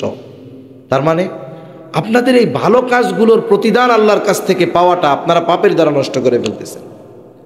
এভাবে সুন্দরভাবে বুঝাই বললাম। যাক, মোটামুটি ওই সময় তো ওনারা নরম হয়ে গেছে। আমিও প্রথমে নরম বইলা যেই হিট খাইছি, যদি আমি প্রথমেই কইতাম এই মিয়া এগুলো থামাও মিয়া কি শুরু করছো, ওই 3 জন আমারে আইসা চেনার আগে মোটামুটি আমার মনে হয় হসপিটালে নিয়ে যাওয়ার অবস্থা হয়ে যেত, কারণ ওই সময় তো ফুল পাওয়ার তাদের, বুঝেন নাই। তা এরকম জীবনের অভিজ্ঞতা থেকে একটা শেয়ার করলাম আপনাদের সাথে, যে দেখেন অনেক সময় অনেক জালেম আছে, আপনি তাকে একটু অবস্থা বুঝে আপনি নরম দিল দিয়া তারে আপনি বুঝায় বলেন, দেখবেন তার মধ্যে ফিকির ঢুকবে, চিন্তা ঢুকবে। কেন? তার দিল তো কঠোর হয়ে গেছে। আপনিও মারছেন শক্ত কথা, ওইটা ফিরা আবার আপনার দিকে আসবে, কিন্তু ওর দিল শক্ত, আপনি কথাটা মারেন নরম, ও কমপক্ষে তাৎক্ষণিক চিন্তা করবে যে না কাজটা আসলে ঠিক না। তা কোন কথার থেকে গেলাম, যে ভালো কাজের আদেশ, অসৎ কাজের নিষেধ।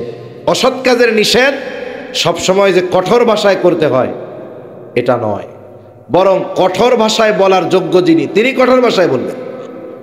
সবার কঠোরভাষী হওয়ার দরকার নাই, ঠিক কিনা বলেন? সবার গরমভাষী হলে চলবে না, কারণ যেটা ফিডব্যাক আসবে, আপনি গরম হিট মারলে সেটা প্রতিহত করার ক্ষমতাও আপনার থাকতে হবে।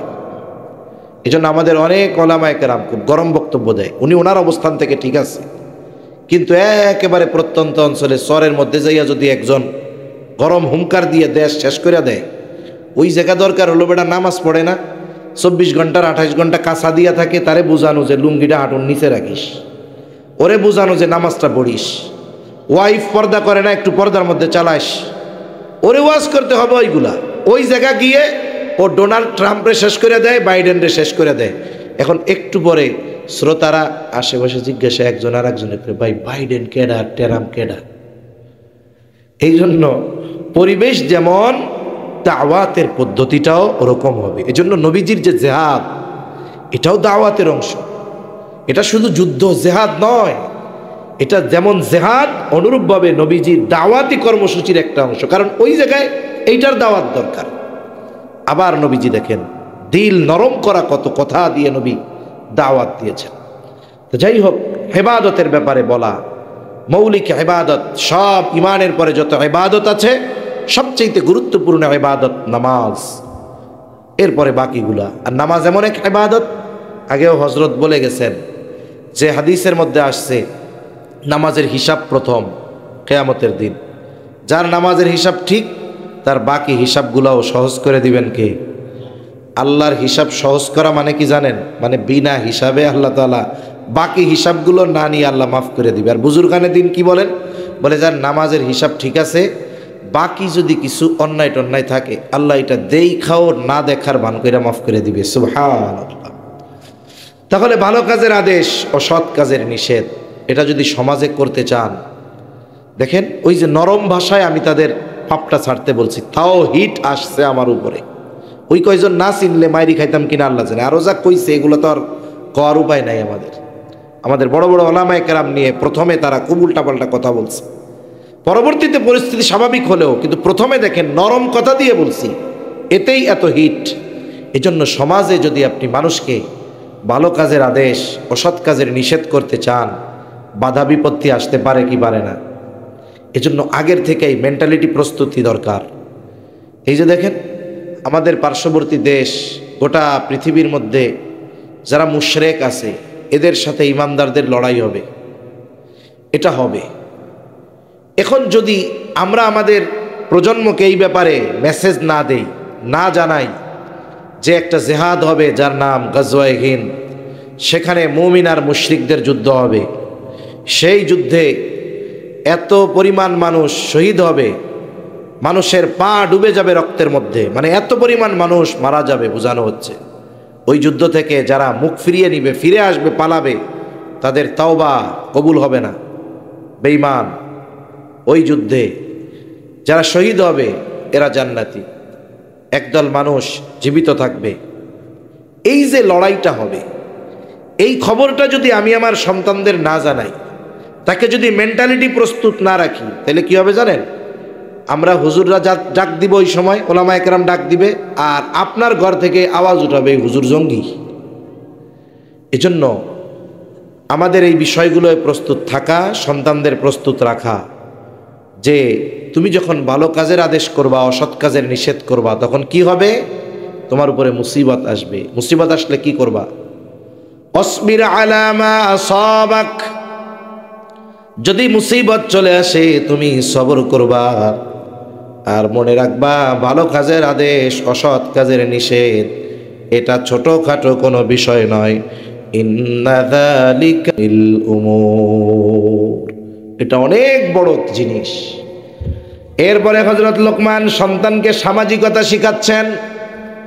সামাজিকতার মধ্যে সবচাইতে গুরুত্বপূর্ণ বিষয় হলো মানুষের সাথে আচরণ কেমন হবে। একটা মানুষের আচরণের দ্বারা বাকি সব কিছু অনুধাবন করা যায়, বোঝা যায়। হযরত লোকমান এবার বলেন, ওয়ালা তুসাইর খাদ্দাকা লিন্নাসি ওয়ালা তামশি ফিল আরদি মারহা ইন্নাল্লাহা লা ইউহিব্বু কুল্লা মুখতালিন ফাখুর। আল্লাহ রাব্বুল আলামিন এবার হযরত লোকমান সন্তানকে কি বলতেছে সেটা জানায় দেন। বলেন, ও আমার বৎস, মানুষের দিক থেকে মুখ ফিরায়া কথা বলবা না, মানুষের দিক থেকে মুখ ফিরায়া নিবা না। তার মানে অহংকার নিয়ে মানুষের সাথে কথা বলবা না। অনেক সময় দেখবেন অনেক মানুষ এমন আছে, নিজে ধরি টাকা পয়সাওয়ালা জ্ঞানী মানুষ, একজন দরিদ্র মানুষ, তার সাথে যদি কথা বলতে আসে সালাম করে, মুসাফা করে, বিনা কারণে মুখ আর একদিক ঘুরে রাখে। আছে না নাই?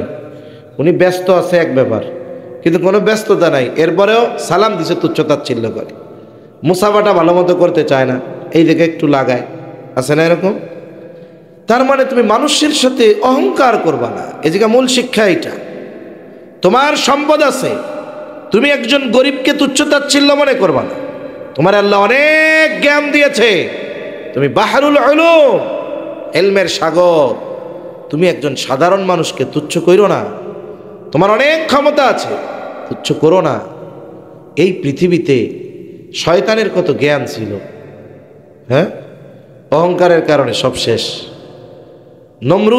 নমরুদ, হামান, ফেরাউন কত ক্ষমতা ছিল, অহংকার করছে, শেষ। কারুনের কত সম্পদ ছিল, সম্পদের বড়াই কেন করব? বলে আমাদের ব্যবসায়ীদের গোডাউন ভরা থাকে তেল, ডাল, চিনি, গম, এইসবে। এই রোজার মাস আসতেছে না, সব ভরবে তো, ভরবে না? রোজার মাসের দাম বাড়ানোর জন্য। মনে রাখতে হবে, এই ধরনের কৃত্রিম সংকট যারা সৃষ্টি করে এদের জন্য কঠিন শাস্তির খবর আছে। এ কাজগুলো করা যাবে না। কারুনের গোডাউন তেল, ডাল, চিনি, আটা দিয়ে ভরা ছিল না, স্বর্ণ দিয়ে ভরা। এর গোডাউনগুলোর চাবি বহনের জন্য একদল সুঠামদেহী লোকের দরকার হইতো। কোথায় তারা? কেউ আছে? কেউ নাই। ইতিহাসে এত নিকৃষ্ট কাট্টা ইসলামের দুশ্মনকে যদি বলেন তুই তো ফেরাউনের দলের লোক, তাহলে তোর নেতার নামে তোর পোলার নামটা রাখ ফেরাউন। এই গোটা পৃথিবীতে খুঁজে একটা কাফেরও ফেরাউন নামের পাবেন না। নমরুদ নাই, হামান নাই, কারুন নাই, আছে? অথচ ওটা সব ইসলামের বিপক্ষের শক্তি ছিল। আমরা যেমন আমাদের সন্তানদের নাম কত মোহাব্বত করে, আবেগ দিয়া, দরদ দিয়া রাখি, যে ছেলের নাম মোহাম্মদ, আহমদ, সাহাবা একরামের নামের সাথে নাম মিলায় রাখি গর্বের সাথে। কেন? ওরা ওগো নেতাগো নামের সাথে মিলায় রাখে না কে? কয় ওরা এত ঘৃণিত, নাম তো রাখবেই না। যদি আপনি বলেন তোরে মাসে মাসে 2000 টাকা দেবো, পোলার নাম ফেরাউন রাখিস, ওকে বুঝে বদ্দা মাফ চাই নবাজ্যম। ঠিক কিনা বলেন? মাফ চাই, এই কাম করতে পারবো না, অমুসলিমও রাখবে না। এজন্য নবীজি সাল্লাল্লাহু আলাইহি ওয়াসাল্লাম অহংকারের ব্যাপারে সতর্ক করেছেন। অনিচ্ছায়, অতি ব্যস্ততায় ভিন্ন কথা, কিন্তু আমি আপনি যখন ব্যস্ত থাকবো না, আমার কাছে যদি একজন আদনা থেকে আদনা মানুষ আসে, তার সাথে আমি ভালো ব্যবহার করব। এরপরে বলেন ওয়ালা তামশি ফিল আরদি মারহা, জমিনের উপরে দর্প ভরে চলবা না, এমন ভাবে পা ফলায় চলে যে বুক টান টান করে। এরকম আল্লাহ তাআলা আরেক জায়গায় বলেন ওয়ালা তামশি ফিল আরদি মারহা ইন্নাকা লান তাখরিকাল আরদা ওয়ালান তাবলুগাল জিবালা তুলা। জমিনের উপরে দর্প ভরে চইল না। তুমি জমিনের উপরে যত জোরে পা ফালাও না কেন, জমিনের কিছুই করতে পারবা না, বিদীর্ণ করতে পারবা না। ওয়ালান তাবলুগাল জিবালা তুলা, বুক উঁচু করে, মাথা উঁচা করে এরকম হাঁটো, যতই উচ্চতা দেখাও না কেন, পাহাড় সমপরিমাণ কখনোই তুমি হতে পারবা না। এরপরে বলেন, আল্লাহ বলেন ইন্নাল্লাহা লা ইউহিব্বু কুল্লা মুখতালিন ফাকুর। আল্লাহ তাআলা কোনো মুখতাল আর ফাকুররে ভালোবাসে না। মুখতালকে, মুখতাল হলো সে একা একা নিজেরে বড় মনে করে, অন্যকে ছোট মনে করে না, নিজে নিজে ভাবে আমি বড় আলেম, আমি বড় ওয়ায়েস, আমি খুব ভালো ব্যক্তি, আমার চেয়ে বড় আবেদ আর কেউ আছে নাকি, আমি বড় আবেদ। মানে মনে মনে একা একা নিজেকে যে বড় ভাবে, এরে বলে মুখতাল। আর ফাকুরকে, আর একজনকে তুচ্ছ করে নিজের বড় মনে করে। হে মিয়া কি জানে, এর তো না আমি আরো ভালো জানি, ও ওর কি আছে, ওর চেয়ে আমার আরো বেশি। আর বেটা ও ডেইলি কয় রাকাত নফল পড়ে, আমি দৈনিক রাতে তাহাজ্জুদ পড়ি 100 রাকাত। এরকম বুজুর্গ আমাদের দেশে ছিল না? মানুষ মেরে তাহাজ্জুদ পড়ে। এখন চিন্তা করেন, একজনকে তাচ্ছিল্য করে, তুচ্ছ করে, নিজের বড় মনে করে, বলে এটা হলো ফাকুর, অহংকারী।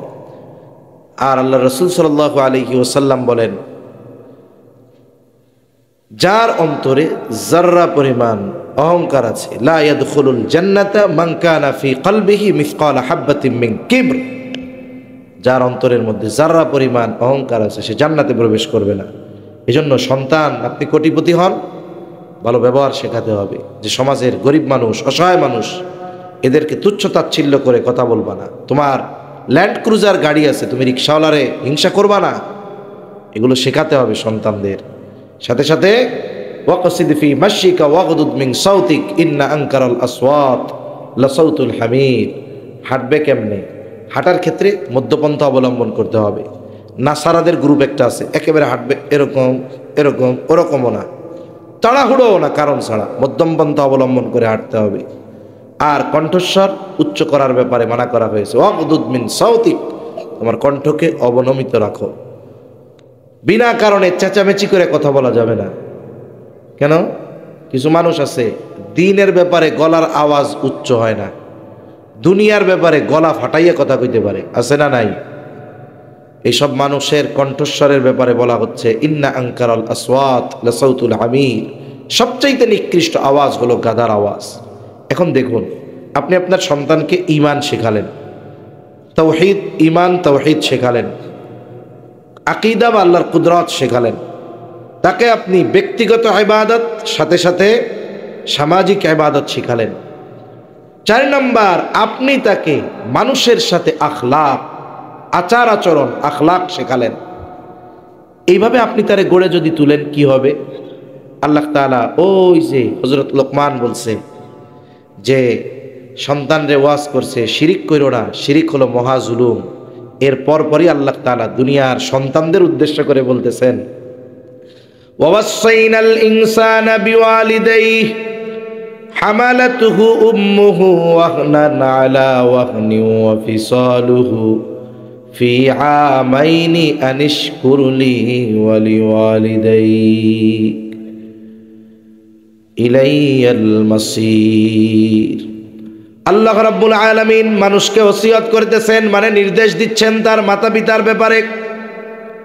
হামালাতুহু উম্মুহু ওয়াহনান আলা ওয়াহনি ওয়া ফিসালুহু ফি আমাইন, তার মা তাকে কষ্টের উপরে কষ্ট করে গর্ভধারণ করেছে, শুধু তাই না, ওয়া ফিসালুহু ফি আমাইন, 2 বছর তাকে দুধ পান করায়ছে।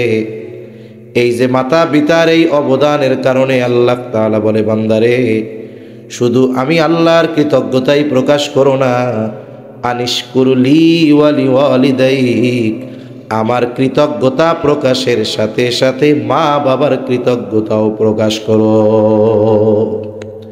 এখান থেকে আমরা যারা সন্তান আছি, আমাদের যাদের সন্তান আছে, শিক্ষণীয় কি হলো চিন্তা করে দেখো। স্বয়ং আল্লাহ বলতেছে, বান্দা তোমার মা তোমার এই কষ্টের উপরে কষ্ট করে গর্ভধারণ করছে, 2 বছর দুধ পান করিয়েছে। তুমি যদি তোমার গায়ের চামড়া সুইল্লাও জুতা বানায় দাও, তাও তুমি 1 ফোঁটা দুধের ঋণ শোধ করতে পারবা না। মা বাবার যেই ইহসান তোমার প্রতি, তুমি এটা কিয়ামত পর্যন্ত পরিশোধ করতে পারবা না। এরকম কোনো বিষয় আছে নাকি? সেজন্য অনেকে দোয়া চাইছে, কার কার নাম জানি আমার কাছে দিছিল। যে যে উদ্দেশ্যে দোয়া চেয়েছে আল্লাহ তাআলা সকলের নেক চাওয়া, নেক আশাগুলো আল্লাহ পূরণ করে দিক। সকলে বলি আমিন। করে দিতে হবে। দেন। অনেকে দোয়া চাইছে। এক ব্যক্তি মা ও স্ত্রী নিয়ে উমরায় যাবেন, দোয়া চেয়েছেন। আমরা তো দোয়া করি, উনি যেহেতু উমরায় যাচ্ছে ওনার কাছে আমরা আরও দোয়া চাওয়ার দরকার, ঠিক কিনা? ঠিক আছে, দোয়া করি আল্লাহ তাআলা আপনাদেরকে কবুল উমরা নসিব করান। মাকে নিয়ে যাচ্ছেন, এটা খুব ভালো একটা বিষয়। যেহেতু মা নিয়ে যাচ্ছেন, দোয়া কবুলের ভান্ডার, দোয়া কবুলের জায়গায় যাবেন। আমাদের সকলের জন্য উনি যদি শুনে থাকেন আমাদের জন্য দোয়া করবেন। প্রবাসী ভাইদের জন্য দোয়া, মারা গেছেন তাদের জন্য দোয়া, অসুস্থ যারা আছেন তাদের জন্য দোয়া, সাথে সাথে এই মাহফিল কামিয়াবির জন্য যে যেভাবে শরীক হয়েছেন সকলের জন্য আমরা দোয়া করব। আমরা দুরূদ শরীফ পাঠ করি। আল্লাহুম্মা সাল্লি আলা মুহাম্মদ ওয়া আলা আলি মুহাম্মাদিন কামা সাল্লাইতা আলা ইব্রাহিম ওয়া আলা আলি ইব্রাহিম ইন্নাকা হামিদুম মাজিদ। আল্লাহুম্মা বারিক আলা মুহাম্মাদিন ওয়া আলা আলি মুহাম্মদ কামা বারাকতা আলা ইব্রাহিম وعلى آل إبراهيم إنك حميد مجيد.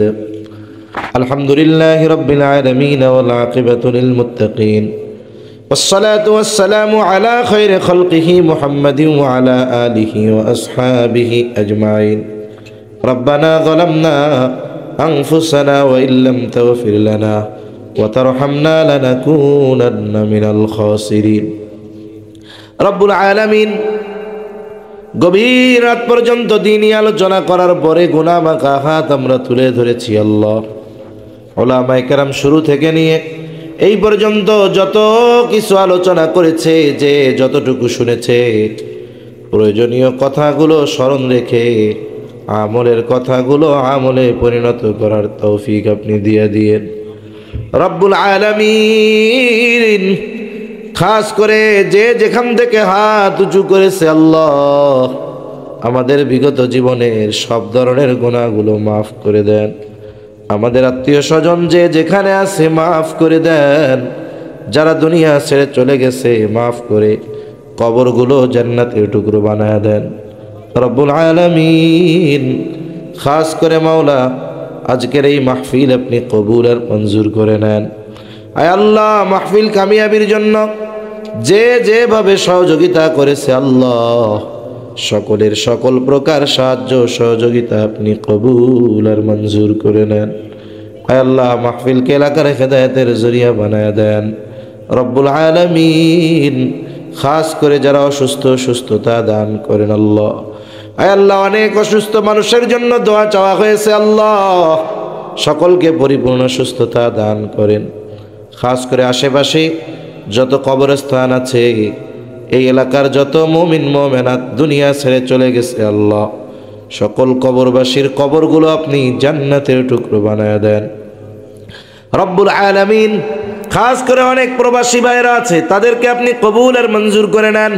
আয় আল্লাহ, অর্থনৈতিক সমৃদ্ধি দান, সাথে সাথে দ্বীনের উপরে চলা আপনি তাদের জন্য সহজ করে দেন। আয় আল্লাহ, সুস্থতা ও সচ্ছলতার সাথে পুনরায় দেশে ফিরে আসার তৌফিক আল্লাহ আপনি দিয়ে দেন রব্বুল আলামিন। তামাম দুনিয়ার মুসলমানদের জানমাল আপনি হেফাজত করেন। আয় আল্লাহ, পৃথিবীর যেখানেই মুসলমান মাজলুম, আপনি তাদের জন্য সাহায্যকারী হয়ে যান। আয় আল্লাহ, আমরা আপনার গোলাম, আমরা দুর্বল, আপনি আমাদের মনিব, আপনি তো দুর্বল নয় মাওলা। যতই গুনাহ করি না কেন, যতই অন্যায় করি না কেন, যত পাপের সাথে জড়াই না কেন, আয় আল্লাহ, আমরা তো আপনার কাছেই যাই, আপনার কাছেই ক্ষমা চাই রব্বুল আলামিন।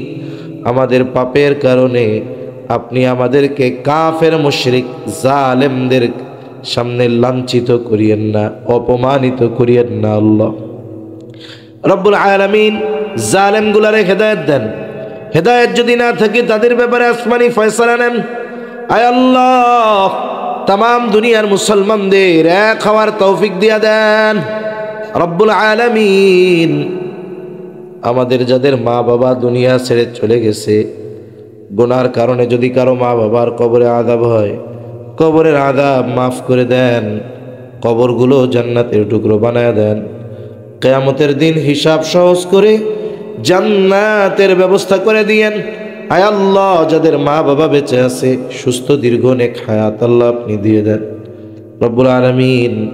আমাদের স্ত্রী সন্তান আমাদের জন্য চক্ষু শীতলকারী হিসাবে কবুল করে নেন। আমাদের সন্তানদের দুনিয়া আখিরাতের সম্পদ হিসাবে গড়ে তোলার তৌফিক দেন আল্লাহ। আয় আল্লাহ, শুকরগুজার বান্দা হওয়ার তৌফিক দিয়ে দেন। আয় আল্লাহ, খাস করে মাওলা আমাদের সকলকে বারবার মক্কা মদিনা জিয়ারত করার তৌফিক আপনি দিয়ে দেন। আমাদের মা বাবা যারা দুনিয়া ছেড়ে চলে গেছে মাফ করে দেন। আয় আল্লাহ, যারা বেঁচে আছে সুস্থ দীর্ঘ নেক হায়াত দিয়ে দেন। মা বোনদের কবুল করেন, পর্দা নিশিন বানায় দেন। 5 ওয়াক্ত নামাজ যথাযথভাবে আদায় করার তৌফিক আল্লাহ আপনি দিয়ে দেন রব্বুল আলামিন। বেনামাজিদের নামাজি বানায় দেন, সুন্নাতবিহীন মানুষগুলারে সুন্নাতওয়ালা বানায় দেন।